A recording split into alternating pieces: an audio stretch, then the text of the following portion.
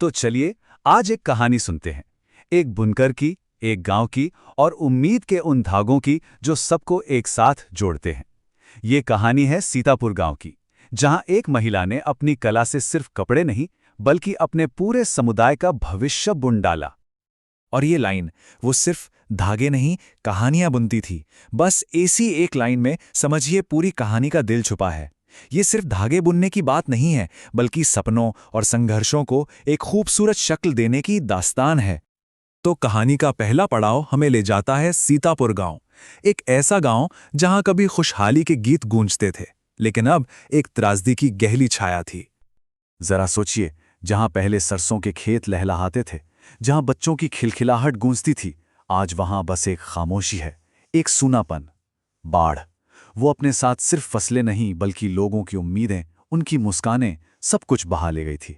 गांव का पूरा भविष्य जैसे दांव पर लग गया था। और इसी मायूस गांव में रहती थी अदिति, हमारी कहानी की हीरोइन। अदिति एक कमाल की बुनकर थी, मतलब उसके हाथों में जादू था। पर क्या फायदा, परिवार की गरीबी की बेड़ियों ने उसके हुनर को भी जकड़ रखा था। वो हर धागे के साथ बस एक ही सपना बुनती थी कि कैसे अपने परिवार को इस मुश्किल से बाहर निकाले। तो अब कहानी में एक मोड़ आता है, एक ऐसा मोड़ जो अदिति और उसके गांव के लिए सब कुछ बदल सकता था। एक मौका जो उम्मीद तो लेकर आया, लेकिन अपने साथ एक बहुत बड़ा जोखिम भी लाया। एक शाम अचानक गांव में एक अजनबी आता है, विक्रम सिंह, एक बड़ा मशहूर कपड़ा व्यापारी। और उसकी पहचान क्या थी कि वो छुपे हुए हुनर को, छुपे हुए कलाकारों को ढूंढ निकालता है। उसका सीतापुर आना ये किसी बड़े बदलाव का इशारा था। विक्रम ने जब अदिति का काम देखा तो बस देखता रह गया। उसकी बुनाई में उसे सिर्फ धागे नहीं दिखे, उसे सीतापुर की रूह दिखाई दी। और तभी उसने अदिति से वो सवाल पूछा जिसने सब कुछ बदल दिया। एक ऐसा सवाल जिसने अदिति को अपने भविष्य के बारे में नए सिरे से सोचने पर मजबूर कर दिया। अब देखिए, अदिति के सामने एक बहुत बड़ी दुविधा थी। एक तरफ एक सुनहरा मौका था अपने काम को बड़े बाजारों तक पहुंचाने का, परिवार को गरीबी से निकालने का। लेकिन दूसरी तरफ एक डर भी था, अपनी कला की आज़ादी खोने का, गांव की परंपरा को छोड़ने का और किसी बड़ी मशीन का बस एक पुर्जा बनकर रह जाने का डर। ये फैसला आसान नहीं था। और अदिति ने फैसला लिया। उसने डर पर उम्मीद को चुना। उसने एक अनजान भविष्य की तरफ एक छलांग लगाई, ये जानते हुए कि एक ऐसा कदम है जो उसके और उसके परिवार के लिए सब कुछ बदल सकता है। तो यहां से कहानी का अगला चैप्टर शुरू होता है। एक ऐसा सफर जो मुनाफे से शुरू होकर एक बड़े मकसद तक पहुंचता है। ये अदिति की चुनौतियों की कहानी है और उसके इरादों में आए एक बहुत गहरे बदलाव की। लेकिन जैसा कहते हैं ना, कोई भी अच्छी चीज आसानी से नहीं मिलती। अदिति को हफ्तों तक दिन रात एक करके काम करना पड़ा। पर सबसे मुश्किल मेहनत नहीं थी, सबसे मुश्किल था अपने ही लोगों के सवालों का सामना करना। गांव में कानाफूसी शुरू हो गई कि अदिति तो बदल गई है, अपने फायदे के लिए उसने परंपरा को, हम सबको छोड़ दिया है। और फिर एक दिन कुछ ऐसा हुआ जिसने कहानी को एक नया मोड़ दे दिया। एक छोटी सी बच्ची अदिति के पास आई। उसकी आंखों में मायूसी थी और हाथों में थे कुछ फटे पुराने कपड़े के टुकड़े। ये वो टुकड़े थे जो बाजार में बिक नहीं पाए थे। गांव की दूसरी औरतों की मेहनत के वो निशान थे जो नाकाम हो गए थे। और उस बच्ची ने इतना सीधा, इतना मासूम सवाल पूछा, क्या आप इनसे कुछ सुंदर बनाने में हमारी मदद करेंगी? बस ये एक सवाल अदिति के दिल में तीर की तरह लगा। इसी एक सवाल ने अदिति के काम को एक नया मतलब, एक नया मकसद दे दिया।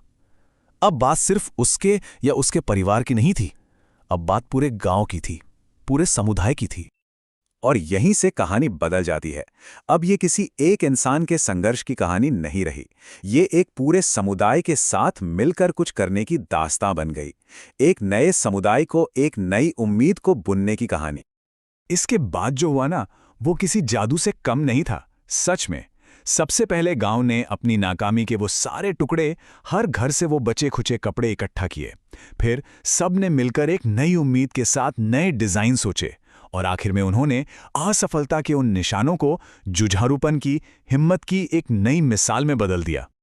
उन्होंने जो बैग बनाए थे ना, वो सिर्फ बैग नहीं थे, वो उनकी एकता का, उनके साथ मिलकर लड़ने का एक जीता जागता सबूत थे। हर एक टांका उनकी उम्मीद की कहानी कह रहा था। ये दिखा रहा था कि जब लोग एक साथ आ जाएं, तो नामुमकिन को भी मुमकिन बना सकते हैं। तो अब हम कहानी के क्लाइमैक्स पर पहुंचते हैं। वो पल जहां पूरे समुदाय की मेहनत, उनकी नई सोच की असली परीक्षा होनी थी। ये उनकी जीत का पल था। और हुआ भी यही। महीनों बाद विक्रम सिंह गांव वापस लौटा। और जानते हैं वो अपने साथ क्या लाया? वो खुशखबरी लाया। उसने बताया कि गांव वालों के बनाए हुए वो बैग बड़े बड़े बाजारों में हाथों हाथ बिक गए। लोगों ने उन्हें बहुत पसंद किया। ये उनकी सामूहिक मेहनत का फल था, उनकी जीत का एक खुला ऐलान था। इस एक सफलता ने सीतापुर की पूरी तस्वीर ही बदल दी। गांव में फिर से हंसी ठठाके गूंजने लगे। लोगों में एक नई एकता, एक नया आत्मविश्वास जागा। उन्होंने ये साबित कर दिया था कि साथ मिलकर किसी भी मुश्किल को पार किया जा सकता है। अब उनके सामने संभावनाओं का एक नया आसमान खुल गया था। तो इस पूरी कहानी का असली सार क्या है? असली ताकत, असली झुझारूपन किसी एक इंसान के अकेले जीतने में नहीं है। नहीं, वो है एक साथ मिलकर एक सफर तय करने में। यही वो सबसे कीमती चीज थी जो अदिति ने अपने समुदाय के लिए हासिल की। और ये बात, स्थायी सत्य केवल अकेले हासिल की गई व्यक्तिगत जीतों में नहीं है, बल्कि हाथ में हाथ डालकर तय की गई सामूहिक यात्राओं में निहित है। ये लाइन इस संदेश को और भी पक्का कर देती है। सफलता का असली मजा तब है जब वो सबकी हो, जब जीत का जश्न पूरा समुदाय एक साथ मनाए। और आखिर में ये कहानी हमारे लिए एक सवाल छोड़ जाती है कि हमारे अपने आसपास, हमारे समुदायों में ऐसी कितनी भी कहानियां हैं जो बुने जाने का इंतजार कर रही हैं। कितनी ही ऐसी संभावनाएं हैं जो बस एक साथ आने की एक पहली पहल की राह देख रही हैं।